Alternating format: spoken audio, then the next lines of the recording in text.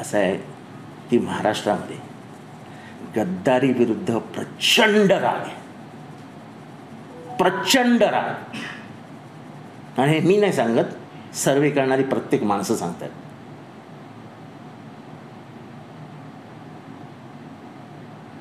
लोकांना ज्या पद्धतीने सत्ता स्थापन करण्यासाठी पक्ष सोडून गेले, ज्या पद्धतीने शरद पवारांबद्दल उद्गार काढण्यात आले, त्यांची मृत्यू कधी होतो याचीही भाषण करण्यात आलं, आणि आम्हाला काय दिलं असा जेव्हा प्रश्न माणूस विचारतो, तर महाराष्ट्रातल्या लोकांना माहिती आहे ना, 25-25 वर्ष तुम्ही मंत्रिमंडळात होतात, अजून काय द्यायचं शरद पवारांनी? तुम्ही काहीही बोलायचे आणि भोगावं त्यांना लागायचं. एकनाथ शिंदे हे मातोश्री चालवायचे पॉलिटिकली. एकनाथ शिंदेंना विश्वासात घेतल्याशिवाय एकही निर्णय व्हायचा नाही. मी मंत्रिमंडळात बघायचो ना, एखाद्याही मंत्रिमंडळातली कुठल्याही विभागाची जर बैठक असेल तर पहिल्यांदा उद्धव ठाकरे खुर्चीवर बसण्याच्या आधी विचारायचे, अरे एकनाथ आला का रे, एकनाथ कुठे आहे बघ रे. मी बघितलं स्वतः. ठीक आहे, त्यांच्यात काय असेल नसेल ते मला माहीत नाही, पण त्यांचा जो मानसन्मान तिथे केला जायचा, त्यात तेवढा मानसन्मान इतरत्र कुठे त्यांना मिळेल असं मला वाटत नाही. अजित पवारांचंही तेच आहे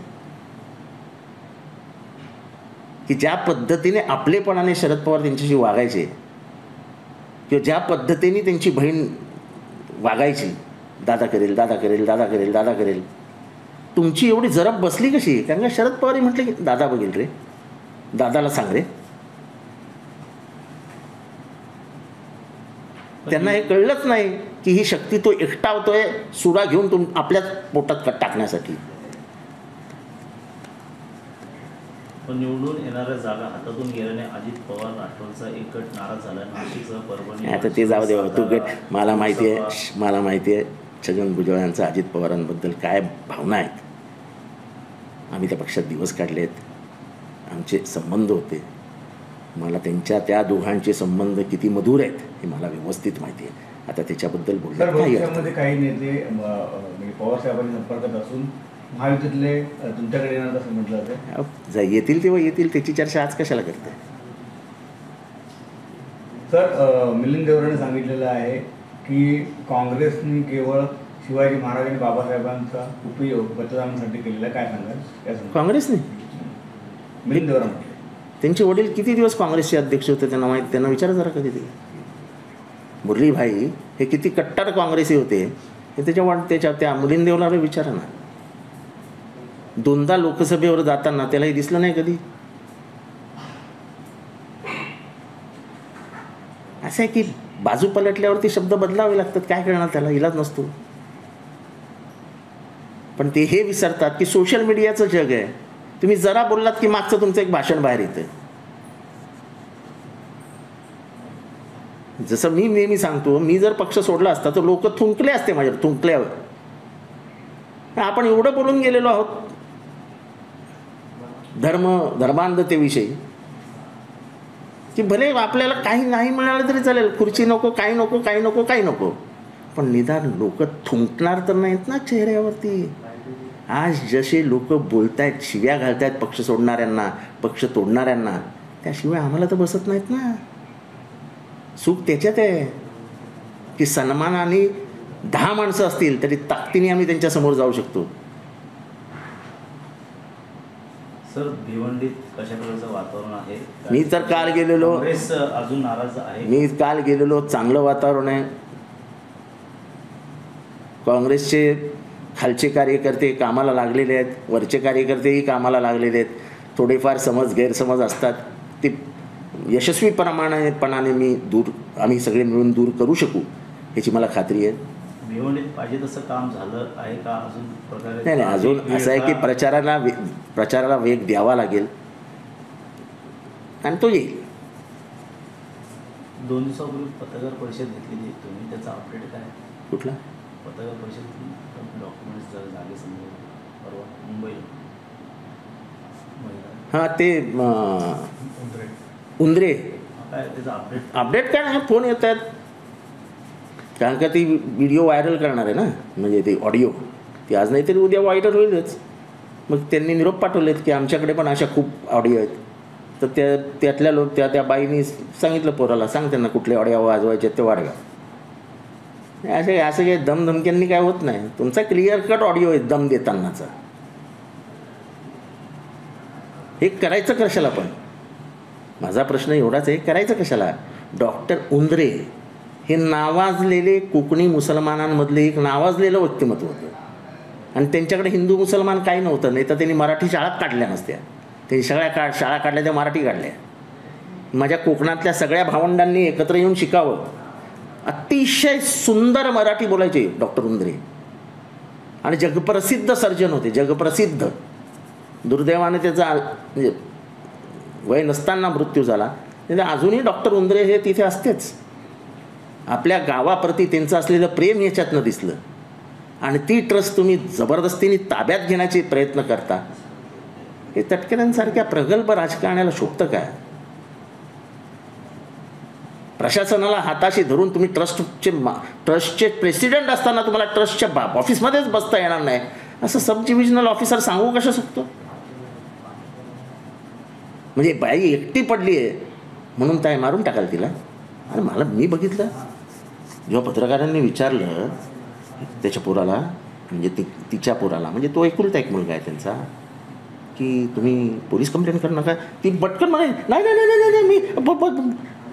म्हणजे किती दहशत की माझ्या पोराने जर पोलीस कंप्लेंट केली तर उद्या यालाच मारून टाकतील. काय दहशत आहे हो.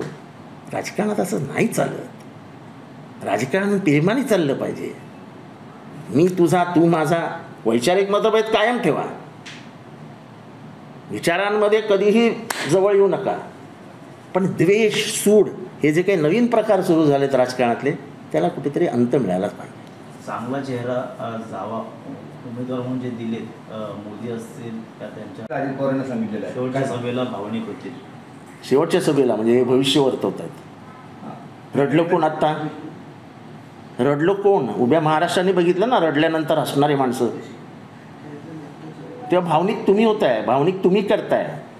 मी तर अजूनही ओपनली बोलतोय की सुप्रिया ताईंनी केलेलं भाषण, मग ते सोशल जस्टिसवर असो, ते फायनान्शियल बिलवर असो, ते भारतातली बिघडलेली कायदा सुव्यवस्था असो, ती जरा वाचा.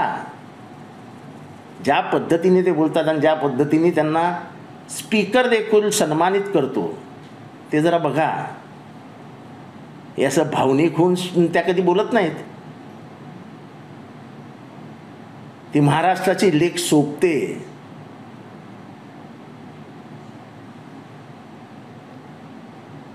तिचा चांगुलपणाचा फायदा तुम्ही घेतलात. फायदा.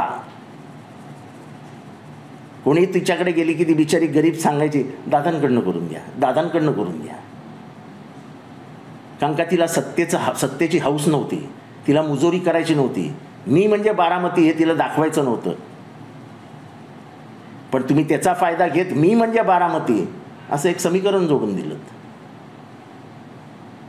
तिची चूक झाली की तिला खरा दादा कोण आहे आणि त्याच्या मनात किती विष आहे पवार कुटुंबियांबद्दल, शरद पवार कुटुंबियांबद्दल, ह्या त्या बिचारीला कधी समजलंच नाही. साहेबांची ताकद अमेरिकेपर्यंत आहे. न्यूयॉर्क टाइम्सपर्यंतची लोक आली त्या ठिकाणी असं देखील दादा म्हणतात. आहे ना, न्यूयॉर्क टाइम्सची माणसं आली आहेत. मलाच फोन आलेला. पहिल्यांदा तो मुंबईला आला म्हणून न्यूयॉर्क टाइम्सचा वार्ताहर, तेव्हा त्यांनी पहिल्यांदा मला फोन केला. whom should I contact, where should I go? अरे आंतरराष्ट्रीय लोकांचं लक्ष आहे शरद पवारांवर.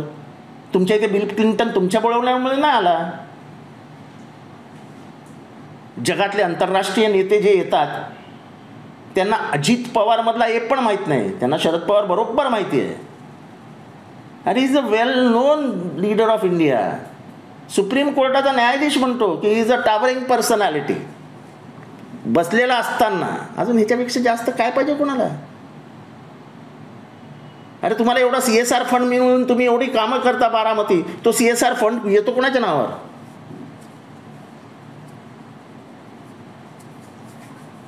शरद पवारांविषयी बोलतो काय? न्यूयॉर्क टाइम्सवाला तुमचा इंटरव्ह्यू काय घेणार? अहो तो बोला hi Shajid Pawar, we tell me something about Baramati. तुम्ही म्हणजे मग ते काय बोलला म्हणून तुम्ही ते न्यूयॉर्क टाइम्सने हेटाळणी करता. अहो माना, म्हणजे तुम्ही स्वतःचा सन्मान मानला पाहिजे की बारामतीच्या निवडणुकींची जागतिक माहिती घेण्यासाठी न्यूयॉर्क टाइम्सचा वार्ताहर येतोय, वॉशिंग्टन पोस्टचा वार्ताहर येतोय, BBC चॅनल येत आहे, अल जझीराचं चॅनल येत आहे. हे तुम्हाला समजणार नाही का तुम्ही तशी कधी बघितलंच नाही. तुम्हाला फक्त तुमच्या विरोधात बातमी आली की संबंधित संपादकाला फोन करून ढोस द्यायचा आणि बातम्या थांबायला लावायचं, एवढंच तुमचं काम आहे. सर, महाविकास आघाडीमध्ये भविष्यामध्ये उद्धव ठाकरे पंतप्रधान पदाधिकारी असतील तर त्यात देखील 100% पाठिंबा देते. त्याच्यात काय, का नाही देणार? आमच्याकडे अनेक चेहरे आहेत, अनुभवी चेहरे आहेत, भारताबद्दल, भारताच्या मातीबद्दल प्रेम असलेले चेहरे आहेत, निस्वार्थी चेहरे आहेत. उद्या जर शरद पवारांना संधी मिळाली तर हे पाठिंबा देतील. उद्या राहुल गांधींना जर संधी मिळाली तर सगळे मिळून एक होतील. आणि म्हणून तर आम्ही पंतप्रधान पदाचा उमेदवारच जाहीर केला नाही. आमच्याकडे एकच चेहरा नाही आहे.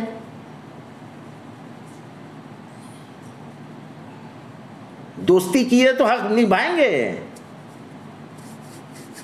फडणवीस म्हणतात की आदित्य ठाकरे मुख्यमंत्री म्हणून घडवायचं होतं आणि दिल्लीला जायचं होतं. मात्र उद्धव ठाकरे म्हणतात की मी वडिलांना शब्द दिला, शिवसेनेतला मुख्यमंत्री होणार, 2.5 वर्ष होणार असं. आता हे झालं, आता हे झालं, इतिहास जमा झाले, इतिहास जमा झाला, आता बस झाले. तर पंतप्रधान यांनी नांदेड सभामध्ये असं सांगितलं की काँग्रेसचे खड्डे भरण्याचं काम आम्ही केलेलं आहे इतक्या वर्ष, 10 वर्ष. फक्त काँग्रेसने जेव्हा सत्ता सोडली तेव्हा जे कर्ज भारताच्या डोक्यावर होतं ते तुम्ही 300 पटीने वाढवलं. 1 लाख होतं ते तुम्ही 3 लाख कोटी करून टाकले. 3 लाख आणि लाख कोटी. 10 वर्षामध्ये तुम्ही जेवढं कर्ज केलं तेवढं 70 वर्षात झालं नव्हतं. तुम्ही ज्या 70 वर्षाच्या गोष्टी करता ना, 70 वर्षामध्ये जेवढं कर्ज होतं त्याच्या काही अधिक पटकट कर्ज तुम्ही 10 वर्षात केलं. तो प्रकाश आंबेडकर म्हणतात की लोकसभा निवडणुकीत 2 महिन्यांनी एकनाथ शिंदे दिसणार नाही, असा खळबळजनक दावा जो आहे तो प्रकाश आंबेडकर. प्राप्त परिस्थितीमध्ये ज्या पद्धतीने एकनाथ शिंदेंना वागवलं जाते, म्हणजे मी त्यांचा एकेकाळचा मित्र, आता ते मुख्यमंत्री आहेत, मी त्यांना मित्र म्हणू शकत नाही, तेवढा मी काही मोठा नाही, माझ्या मर्यादा मला समजतात. पण ज्या पद्धतीने त्यांनी कल्याणची सीट अडचणीत आणून ठेवली आहे, स्वतःच्या मुलाची सीट BJP उघडपणाने विरोध करताना त्यांना दिसतं आहे, त्यांना काही बोलता येत नाही आहे. ठाण्याची सीट त्यांना जाहीर करू देत नाही आहेत. संजय केळकर उठतात, म्हणतात की ठाण्याची सीट आम्हालाच हवी आहे. हे काय कोणी सांगितल्याशिवाय संजय केळकर बोलतात? म्हणजे मुख्यमंत्र्यांना कंप्लीट त्यांच्या पायाला रश्शी बांधून ठेवलेली आहे. खरं तर त्यांनी धैर्य केलं नसतं, म्हणजे त्यांनी जे काय केलं, भले 50 खोके एव्हरीथिंग ओके असेल, पण त्यांनी केलं म्हणून तुम्हाला दिसली ना सत्ता, नाही तर दिसली असती का? पण ज्या पद्धतीने एकनाथ शिंदेंना बंद करून टाकलं आहे, ज्या पद्धतीने 2च सीट अजित पवारांना दिलं, त्यांनी हे दाखवून दिलं की तुम्हाला आम्ही जे ताटात वाढू तेच जेवायचं आहे. आणि दोघंही ज्या पक्षामध्ये होते तिथे त्यांना ताटात काय हवं आहे हा विचार करून वाढलं जायचं. आज त्यांना मनातनं कुठेतरी दोघांनाही दुःख होत असेल की सर त्या घरामध्ये तर राजे होतो आपण, या घरामध्ये गुलामापेक्षा वाईट परिस्थिती आहे, आणि ती उघडपणाने दिसून येते. एकनाथ शिंदेने अजित पवार सोबत घेऊन भाजपला हवा तेवढा फायदा होताना दिसत नसल्यामुळे असे अनेक पुढे येतात. त्यामुळे लोकसभेत अशी जर व्यक्ती जात असेल तर पुढे जाऊन त्या विभागाचं किती मोठं भरवू शकतो, नुकसान होऊ शकतं. असं आहे की असं वैयक्तिकरित्या माझा काही त्यांच्याबद्दल राग नाही, लोभ नाही, माझा काही त्यांचा संबंध नाही. पण सार्वजनिक आयुष्यात वागताना ज्या पद्धतीने तुम्ही वागला आहात ते काही चांगलं नाही ना. शरद पवारांना सोडताना तुम्हाला काहीच वाटलं नाही, त्यामुळे तुम्हाला हृदयच नाही आहे. कुठलं कर्तृत्व होतं तुमच्या पोरीकडे की तुम्हाला त्या पोरीला पहिल्याच ह्याच्यात मंत्री, पालकमंत्री, आमदार सगळं केलं? आणि आणि सर्वात मजेशीर गोष्ट म्हणजे माझ्यासारख्या ज्येष्ठ पक्षात मी तसा ज्येष्ठच आहे. राष्ट्रवादी काँग्रेसमध्ये मी तटकरेंपेक्षा आधी आलेलो आहे 4-5 महिने. हे नंतर आले सगळा विचार करून की आता आपला टिकाव लागेल की नाही. त्यांच्या घरात 5-5 पदं दिले शरद पवारांनी. ती त्यांची चूक होती पण दिली ना. का तुम्ही अजित पवारांच्या इथे होते, इथे ते डोक्याला नाही बसायचे, कानात बसायचे. आणि मग अजित पवार जाऊन जे पाहिजे ते घेऊन यायचे साहेबांकडे.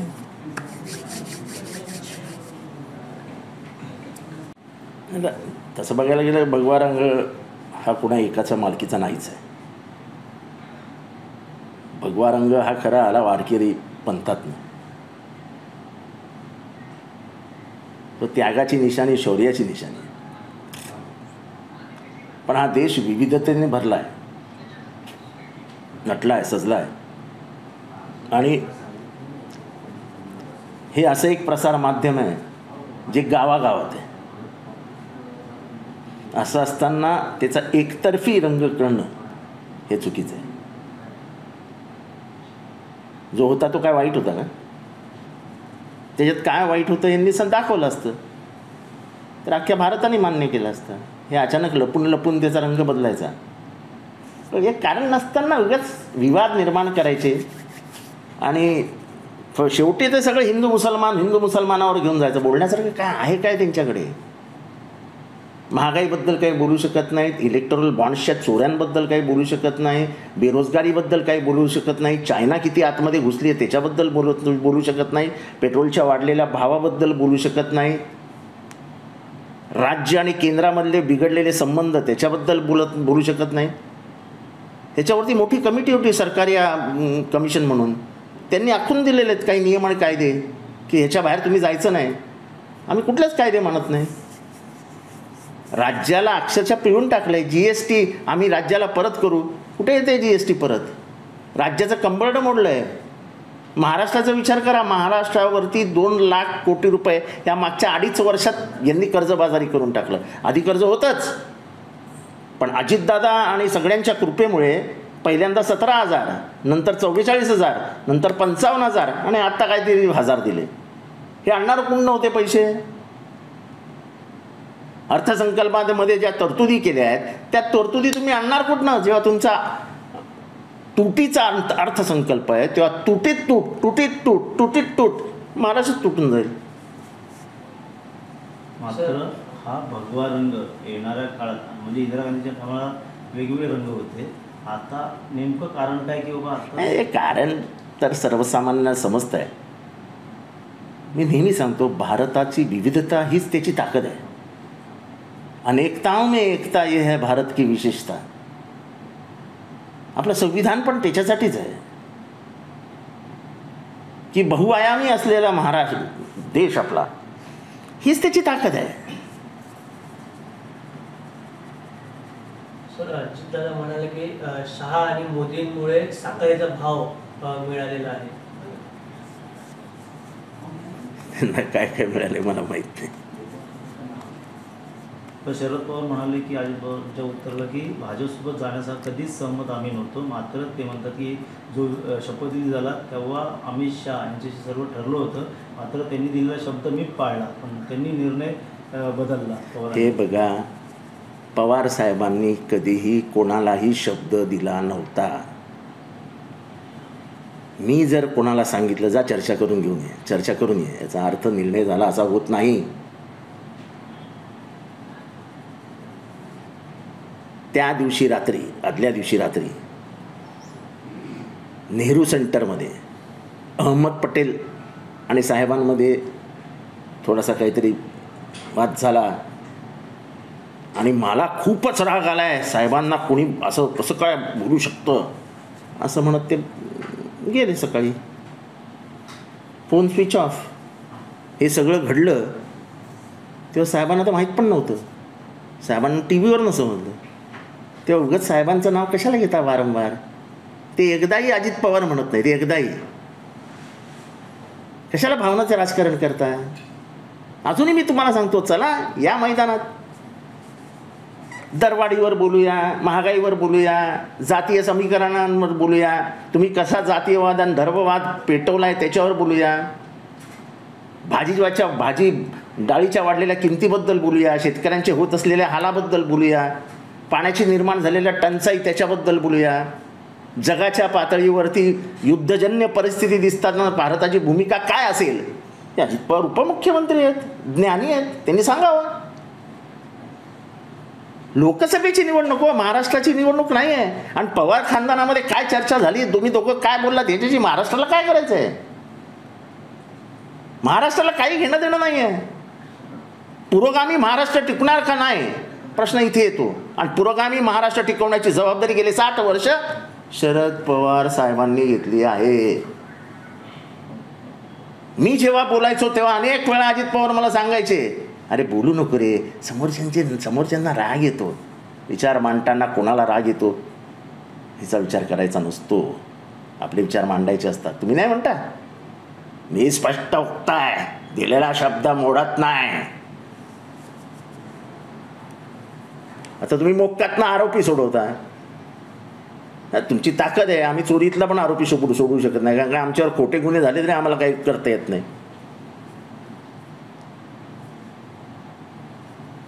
रोहित पवारांना तिकीट दिलं गेलं होतं त्यावेळेस, मात्र आता सध्या बघितलं वातावरण वेगळंच आहे. रोहित पवारांना त्यावेळेस तिकीट दिलं होतं जिल्हा परिषदचं, म्हणजे घरच्यांना पुढं आणताना पवारांनी रोहित पवारांना पुढं आणलेलं. आता असं मग तुम्हालाच पुढे आणायचं का? फक्त कुटुंबातनं फक्त तुम्हालाच संधी द्यायची?